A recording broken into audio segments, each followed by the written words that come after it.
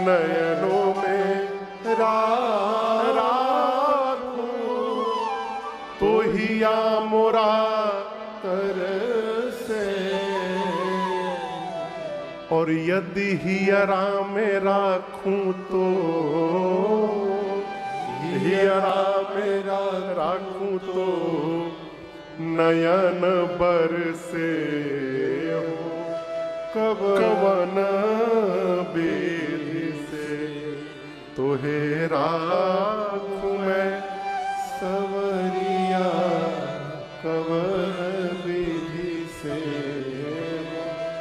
कवन विधि से। माँ ने नेत्र बंद करके पहले भगवान को आंख के रास्ते से भीतर प्रवेश कराया, हृदय के सिंहासन पर बिठाया और उसके बाद मां ने आंख बंद करके खूब भगवान को निहारा, खूब निहारा। मंदिर में जाकर ना भगवान को इतना देख लीजिए कि घर जाकर भी जब आंख बंद किया जाए तो मंदिर वाले भगवान घर में भी दिखाई देने लगे। ये दर्शन का लाभ है?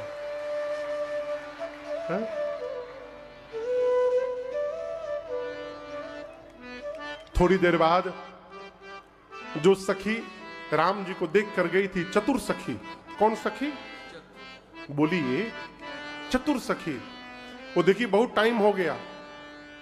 आप कल्पना करिए, सीता जी सखियां साथ में खड़ी हैं, तो कोई साथ में होगा तो कैसे बात करेंगे? अरे चला जाए, बहुत विलंब हो गया, चला जाए, ऐसे बात करेंगे ना। वो ऐसे नहीं बोली। वो कैसे बोली? सभी सखियां खड़ी हैं, सीता जी खड़ी है, कहती है चला जाए, चला जाए, बहुत विलंब हो गया है, कल इसी टाइम हम लोग आएंगे यहां पर, चला जाए। आप लोग समझे? वो कह रही थी सीता जी को, लेकिन सुना रही थी राम जी को कि कल हम लोग इसी टाइम फिर आने वाले हैं। तो हे प्रभु, आप भी अपना टाइम मैनेजमेंट उसी हिसाब से रखिएगा। आप कल फिर से आइएगा, हम लोग फिर से एक दूसरे का दर्शन प्राप्त करेंगे। सीता मैया को लेकर सखी गई मंदिर में। कहां गई? पार्वती जी के मंदिर में। स्तुति बाकी थी, अभी पूजा हो गया था, स्तुति बाकी थी। स्तुति करने के लिए सीता जी गई और जाकर शुरू हो गई। जय जय गिरिवर राज किशोरे, जय महेश मुख चंद चकोरी, जय गज बदन खड़ानन माता जगत जननी दामिनी दुर्विधाता, नहीं तब आदि मध्य अवसाना, अमित प्रभाव वेद नहीं जाना, भव भव विभव पराभव कारिणे, विश्व विमोहन सबस बिहारी, भव भव विभव पराभव कारिणे, विश्व विमोहन सबस बिहारी। पति देवता सुदीय बहुमातु प्रथम तवरेक, महिमा अमित न सकहि कहि सहस सारदास। पार्वती जी की स्तुति की माने सीता जी ने, हे गिरिराज पुत्री आपकी जय जयकार हो, हे गणपति जी कार्तिकेय जी की अम्बा आपकी जय जयकार हो। मां, आपके अमित प्रभाव को सरस्वती शेष भी नहीं जानते। पातिव्रत धर्म में निपुण स्त्रियों की यदि संसार में गणना की जाए तो आपका प्रथम स्थान आता है मां। मां, आप शिव प्रिया हैं, आप ही वर देने वाली हैं। आपकी सेवा करके मनुष्य जीवन में चारों पुरुषार्थ प्राप्त कर सकता है। हे भवानी जी, आप सबकी हृदय में रहती हैं। मां, आप सबकी हृदय में रहती हैं, इसलिए सबके हृदय की बात जानती हैं। आप मेरे भी हृदय में हैं। मां, आप सीता के मन की बात जान रही हैं, इसलिए मैं आपसे कहूंगी नहीं, आप जो जानती हैं मां, उसको बिना कहे पूर्ण कर दीजिए, बिना कहे पूरा करिए। कहने के बाद काम हो रहा है तो तक काम फिर क्या मतलब है? हो भगवान को कहने की आवश्यकता नहीं पड़ती, भगवान सब जानते हैं। हम लोग नहीं जानते हैं कि वो सब जानते हैं। ये बतिया हम लोग नहीं जानते हैं, जानते भी हैं तो मानते नहीं हैं। यदि जान गए ना कि भगवान सब जानते हैं, उस दिन से मांगना समाप्त हो जाएगा। सीता मैया पांव पकड़ के बैठ गई, पार्वती जी की मूर्ति मुस्कुराई। कई लोग कहते हैं महाराज मूर्ति भी मुस्कुराती है क्या? देखना कौन चाहता है? हम भगवान को देखने के लिए नहीं जाते मंदिर, हम भगवान से मांगने के लिए मंदिर जाते हैं। जो देखना चाहता है उसको आज भी मूर्ति दिखाई पड़ती है मुस्कुराते हुए। आपको बताऊं, हमारे कलकत्ता में मेरे पिताजी के एक मित्र हैं, पिताजी तो नहीं रहे लेकिन वो हैं अभी, बंगाली हैं, नाम है केजी गोस्वामी। काली मां की फोटो रखते हैं अपने पास, ऐसे इतनी बड़ी फोटो है, ऐसे लगा के रखते हैं। फोटो को फ्रॉक पहना के रखते हैं काली मां को, मुंह के पास गोल कटा है। आपको विश्वास नहीं होगा, वो काली मां से साक्षात बात करते हैं, साक्षात बात करते हैं। कस्टम में अधिकारी थे, जीवन में कभी चप्पल जूता नहीं पहना उस महापुरुष ने। जब रिटायर्ड हुए तो पीएफ के पैसा मिलता है ना, लाखों रुपए मिले, वो सारा रुपया ले जाकर कलकत्ता से 100 किलोमीटर दूर एक जगह है खड़गपुर, आप लोग नाम शायद सुने हो। खड़गपुर गांव में एक बिटिया की नई नई शादी हुई थी अभी, सारा रुपया ले जाकर के और उस बिटिया के ससुराल में पहुंच गए। वो इनको जानती नहीं है, कभी मिली नहीं कभी आज तक। जाकर उसका पांव पकड़ के बैठ गए। वो बोली बाबा पांव छोड़ो, ये क्या कर रहे हो? बोले स्वामी जी बोले तुम मेरी माँ हो, तुम ही पिछले जन्म में मेरी माँ थी। माँ मैं तुम्हारे लिए कुछ नहीं कर पाया। अब वो सारा रुपया उस बेटी को दे करके चले आए। आज भी वो महापुरुष हैं स्वामी जी, मैंने देखा है, स्पष्ट अनुभव किया है मैंने। वो काली मां की फोटो से बात करते हैं। आप शाम को आइएगा, मैं दिखाऊंगा आपको स्वरूप उनका है। आज भी भगवान बोलते हैं, हो भगवान बोलते हैं, विषय नहीं है, कौन सुनना चाहता है ये विषय है। स्वामी विवेकानंद जी ने एक बार अपने गुरुदेव से पूछा कि गुरुदेव आप जानते हैं कलकत्ता में एक जगह है दक्षिणेश्वर काली मंदिर, नाम है दक्षिणेश्वरी काली मंदिर, गंगा जी के किनारे ठीक कलकत्ता में हमारे। उसी दक्षिणेश्वरी काली मंदिर के पुजारी थे रामकृष्ण परमहंस। और आपको विश्वास नहीं होगा लेकिन ये सत्य है, स्वामी जी जब भोग की थाली लेकर मंदिर में जाते थे ना, दिन में जब भी भोग लगाने थाल लेकर जाते थे तो काली मां के मूर्ति में से साक्षात काली मैया प्रकट होकर बैठ जाती थी। साक्षात मां प्रकट हो जाती थी, नित्य, एक दिन नहीं, डेली। और स्वामी जी अपने हाथ से निवाला तोड़ तोड़ के मां के मुख में भोजन कराते थे, मां को भोजन कराते थे अपने हाथ से डेली स्वामी जी। एक दिन विवेकानंद जी ने पूछा कि गुरुदेव आपको तो मां दिखाई पड़ती है, हमको तो मूर्ति दिखाई देती है, हमको किस दिन दिखाई देंगी मां? तो स्वामी जी कुछ बोले नहीं। 3-4 दिन बाद एक दिन विवेकानंद जी जब आए तो बोले चलो नरेंद्र आज गंगा स्नान करते हैं। लेकर गए, मंदिर के सामने गंगा जी हैं, गंगा जी में गए कमर भर पानी में। अब विवेकानंद जी को गुरु जी ने कहा, रामकृष्ण जी ने, कि डुबकी लगाओ। जैसे विवेकानंद जी डुबकी लगाए तो रामकृष्ण जी ने उनके गले में को पकड़ा और पानी में डुबो दिया, डुबा के रखे हुए हैं। अब वो निकलने के लिए तड़पने लगे, वो डुबाए हुए हैं। अब प्राण निकलने वाला था विवेकानंद का, जैसे प्राण निकलने का क्षण आया उसी समय स्वामी जी ने ऊपर खींच लिया। मूर्छित हो गए विवेकानंद जी। जब होश आया तो स्वामी जी पर बरस पड़े, ये कौन सा विनोद किया आपने, मैं मर जाता तो ये क्या तरीका है? स्वामी जी बोले अरे क्षमा करना, मैं ध्यान में चला गया था, मुझे पता नहीं चला तुमको डुबाया हूं मैं। गुरु चेला दोनों स्नान किए। जब वापस जाने लगे तो रास्ते में स्वामी जी ने पूछा नरेंद्र, जब मैंने पानी में तुमको डुबाया था तो तुम तड़प रहे थे। विवेकानंद ने कहा, गुरुदेव बहुत तड़प रहा था मैं। बोले, कितना तड़प रहे थे? बोले, गुरुदेव उस तड़प को मैं बता नहीं सकता, मैं पानी से बाहर आने के लिए कितना तड़प रहा था। तब स्वामी जी ने कहा, तुम 3 दिन पहले प्रश्न किए थे कि तुमको मां कब दिखाई देगी, उत्तर आज दे रहा हूं। पानी से बाहर निकलने के लिए जितनी तड़प आज थी, उतनी तड़प जिस दिन मां को देखने की हो जाएगी, उसी दिन तुमको मां दिखाई पड़ जाएगी। आज भी भगवान उसको दिखाई पड़ते हैं जो भगवान को देखना चाहता है। सीता मैया गई, मां की बात को सुनकर पार्वती जी की मूर्ति मुस्कुराई। गोस्वामी जी कहते हैं, जैसे मां ने पांव पकड़ा, बीनाया प्रेम बस भई भवानी, खसी माल मूर्ति मुस्का।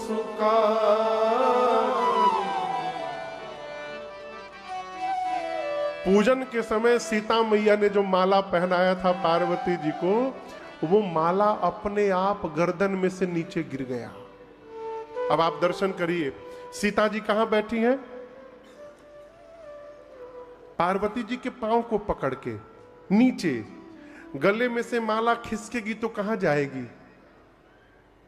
अरे बोलिए, नीचे। नीचे सीता जी बैठी हैं, पार्वती जी के गले की माला खिसकी और सीता मैया के आंचल में गिर गई। यहीं पर सीता जी को पार्वती जी का आशीर्वाद मिल गया। ये आशीर्वाद है। आप मंदिर में भगवान की सेवा कर रहे हैं और सेवा करते भगवान के गले का माला, भगवान पर चढ़ा पुष्प नीचे गिर जा रहा है, तो आनंद मनाइए, भगवान ने आपको प्रसाद दिया है, आपकी मनोकामना पूरी हो गई। हाँ, लेकिन टेक्निक लगाकर नहीं गिराना है, टेक्निक दिमाग लगाकर नहीं गिराना है, ये संकेत है।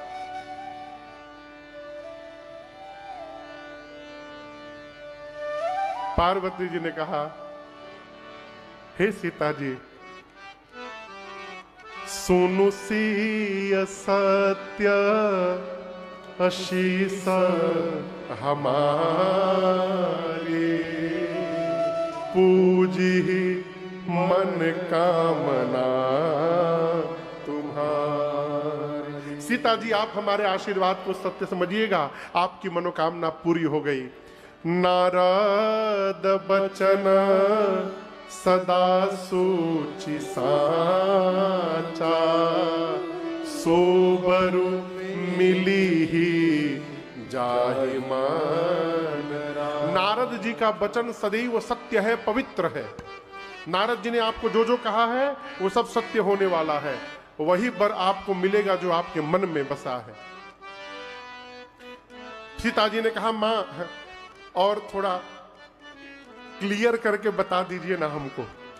तो पार्वती जी ने और स्पष्ट किया, कहा, सीता जी, मनुजा हीरा चेऊ मिली सोबर, सहज सुंदर सावरो करुणा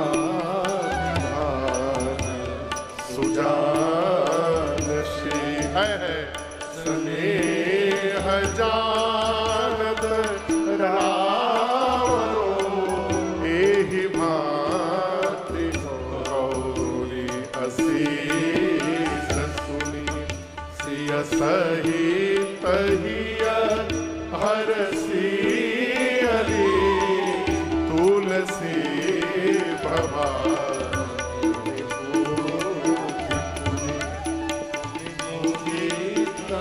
मन मंदिर चले, तुलसी भवा तुलसी भवा तुलसी भवानी, पुनि पुनि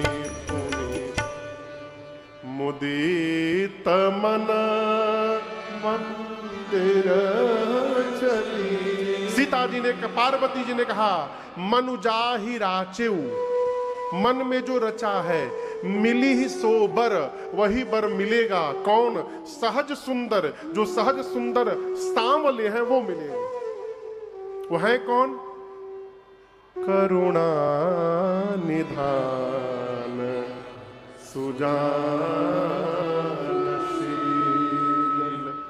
स्नेह जानत रावणो। वो करुणा के भंडार हैं, सज्जन हैं, शीलवान हैं। सीता जी आपके प्रेम को वो ठीक से जानते हैं। सीता मैया सुनी, गदगद हो गई हो, बारंबार पार्वती जी की पूजा करके और मां सखियों के साथ घर लौटी है। इधर राम जी गुरु जी के पास पहुंचे, पुष्प दल दिए, पूजन हुआ और पूजन के बाद राम जी ने सब बता दिया।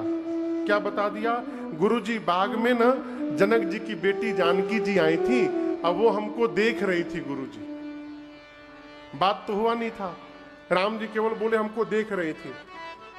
गुरुदेव ने नेत्र बंद किया, देखा सीता जी को पार्वती जी ने आशीर्वाद दे दिया। विश्वामित्र जी बोले राम वहां पार्वती जी ने दे दिया है, यहां मैं आपको आशीर्वाद देता हूं।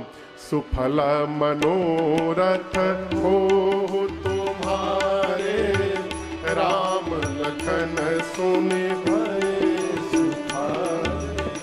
करि भोजन मुनि बर विज्ञानी, लगे कथा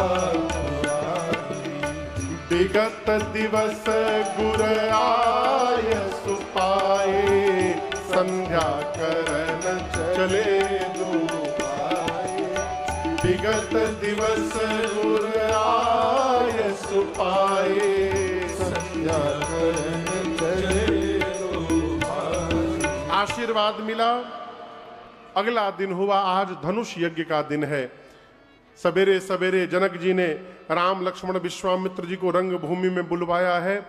पूरी मिथिला की प्रजा पहले से आकर के बैठी है। आपको बताऊं, राम जी जैसे प्रवेश किए रंग भूमि में, एक ही राम जी सबको अलग अलग दिखाई देने लगे।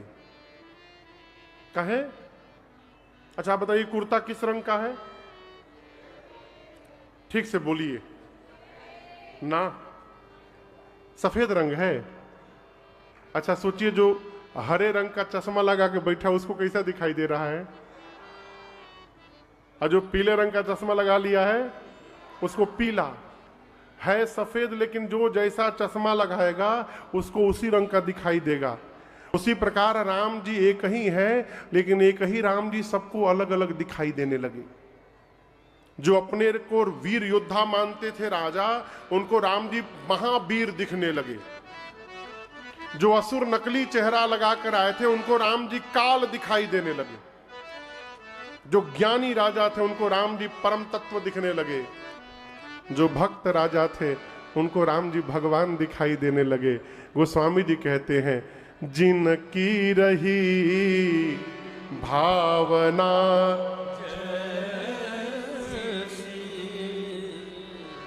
प्रभु मूर्ति देखी तैसी। सभी लोगों ने अपनी अपनी भावना के अनुरूप मेरे भगवान का दर्शन किया। जनक जी महाराज ने विश्वामित्र जी को पूरे धनुष यज्ञशाले की रचना दिखाई और सबसे ऊंचे आसन पर ले जाकर बिठा दिया। सब मंचनते मंच एक सुंदर विशद विशाल, मुनि समेत दो बंधु तहां बैठा रे महिपाल। राम लक्ष्मण जी अगल बगल के आसन पर बैठ गए। सीता मैया अपनी सखियों के साथ हाथ में माला लेकर आई, जयमाल। मां के सौंदर्य को देखकर जितने नर नारी थे सब मोहित हो गए। मां अपने मैया सुनैना जी के निकट जाके खड़ी हो गई। अब जनक जी ने बंदी जनों को आदेश दिया कि मेरा प्रण सुनाया जाए राजाओं के मध्य। जनक जी के बंदी जन अपने दोनों भुजाओं को ऊपर उठाकर बोले, बंदी बचन बर सुनहु सकल महिपाल।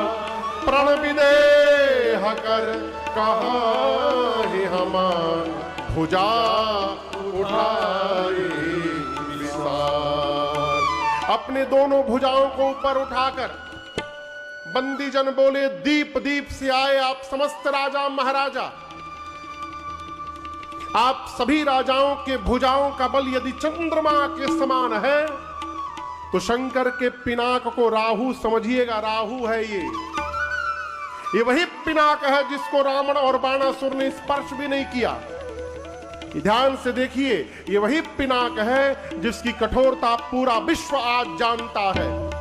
आज इस राज समाज में आप में से जो भी राजा इस धनुष को उठाकर झुकाकर इसकी प्रतंचा चढ़ाकर और इसको तोड़ेगा, त्रैलोक्य में उस राजा की जय जयकार होगी। और हम कहते हैं हमारे महाराज श्री जनक जी की लाडली श्री जानकी जू बिना मन में कुछ विचार किए उस वीर का वर्ण कर लेंगी। यही हमारे महाराज जनक की प्रतिज्ञा है। जैसे बंदी जनों ने प्रण सुनाया, एक साथ सैकड़ों राजा खड़े हो गए धनुष तोड़ने के लिए। बंदी जनों ने कहा बैठिए बैठिए, एक साथ नहीं, बारी बारी सबको अवसर मिलेगा, एक एक करके आइए, सब लोग बैठिए। सबसे पहले कुर्सी पर जो राजा बैठे थे, बंदी जनों ने कहा चलिए आप प्रयास करिए। गोस्वामी जी कहते जैसे मिला अवसर परिकर बांधी उठे, राजा व्याकुल होकर खड़े हुए, अपन धोती कुर्ता सब ठीक से टाइट करके बांधे, मुकुट तनिक सम किए, व्यायाम किए, जाने के पहले मन ही मन अपने इष्ट को प्रणाम किए। अपने भगवान से बोले, प्रभु आई एम गोइंग, प्रभु कृपा करिएगा, प्रभु हमसे ही टूट जाए आज।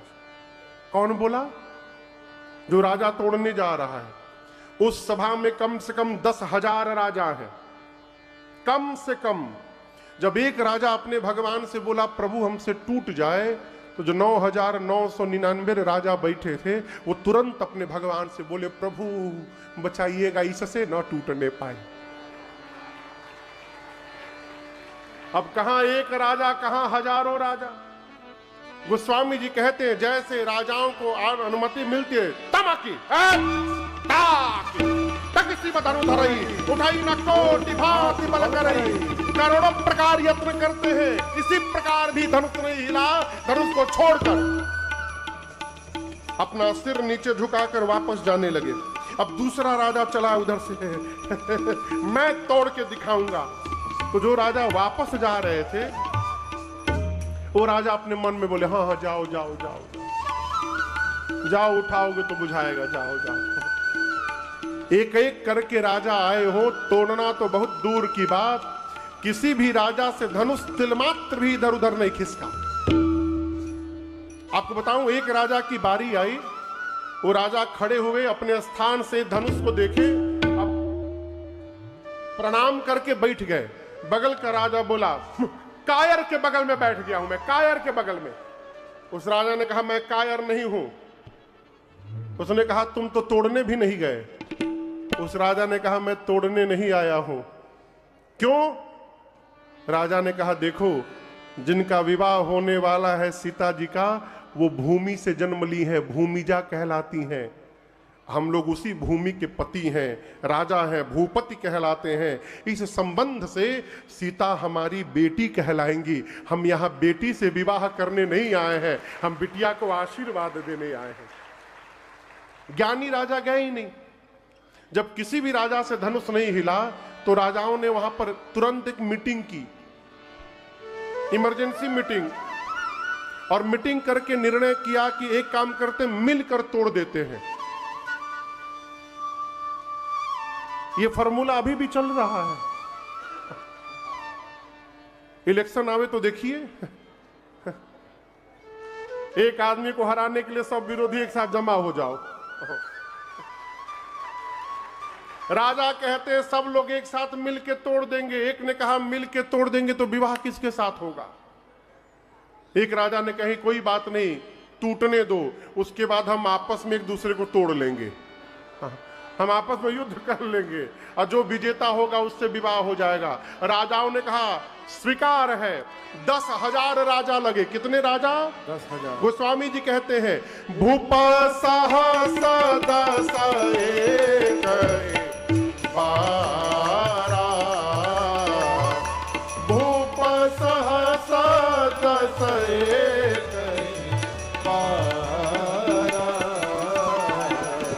लगे उठावन करे नटारा, लगे उठावन करे नटारा,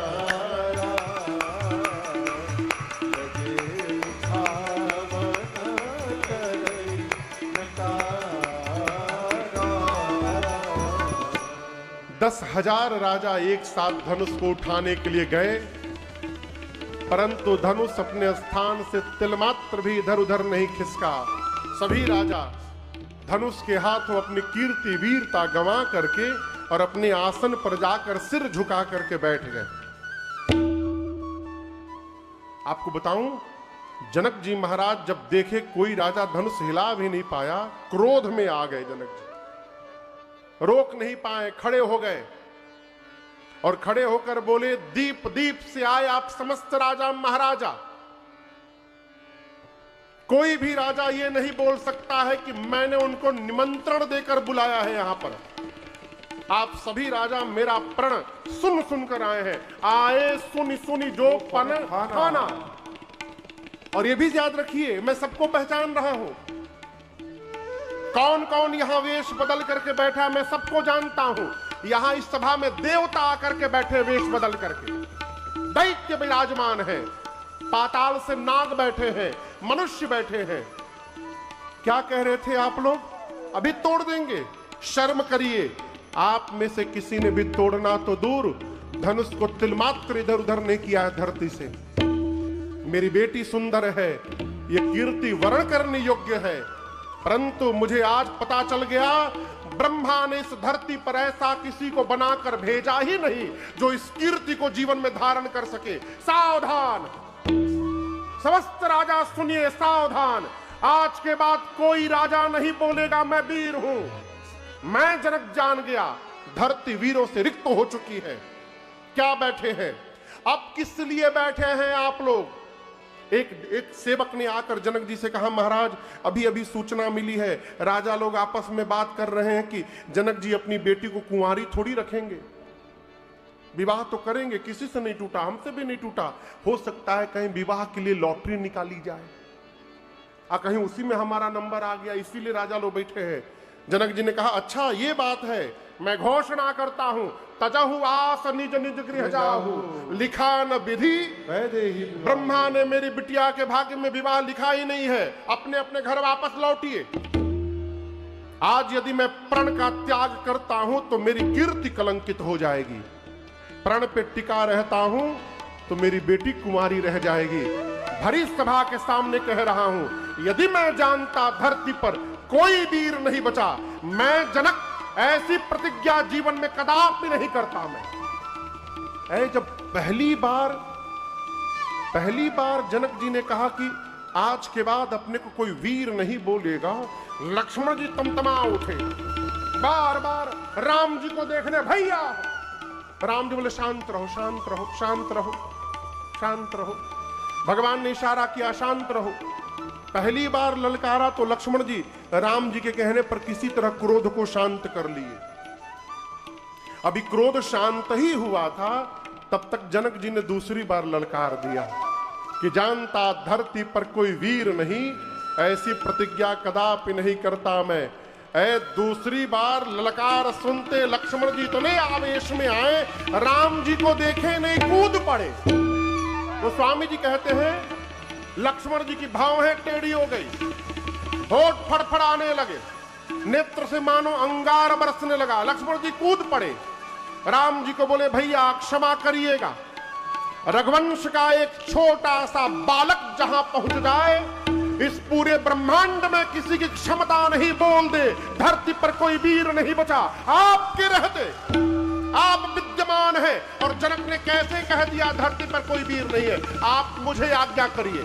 कहे जनक जस अनुचित बाने, कहे जनक जस अनुचित बाने, विद्यमान रघुकुल मन जाने, विद्यमान रघुकुल मन जाने। सुनहु भानुकुल पंकज भानु, सुनहु भानुकुल पंकज भानु। मैं कहूँ स्वभाव न कछु अभिमानो, कहूँ स्वभाव न कछु अभिमानो। जाओ तुम्हारी अनुशासन पावो, जाओ तुम्हारी मैं कंद के ब्रह्मांड उठाऊं, कंद के ब्रह्मांड काटे घट जिम डारूं, थोड़ी काटे घट जिम डारूं, मैं सकूं मेरु मूलक जिम तोरे, सकूं मेरु मूलक जिम तोरे। तव प्रताप महिमा भगवाना, तव प्रताप महिमा भगवाना, ओ बापुर पिनाक पुराना, ओ बापुर पिनाक पुराना। अब नाथ जानिय से आयस हो, नाथ जानिय से आयस है, कौतुक करो बिलोकी सो, कौतुक करो बिलोकी।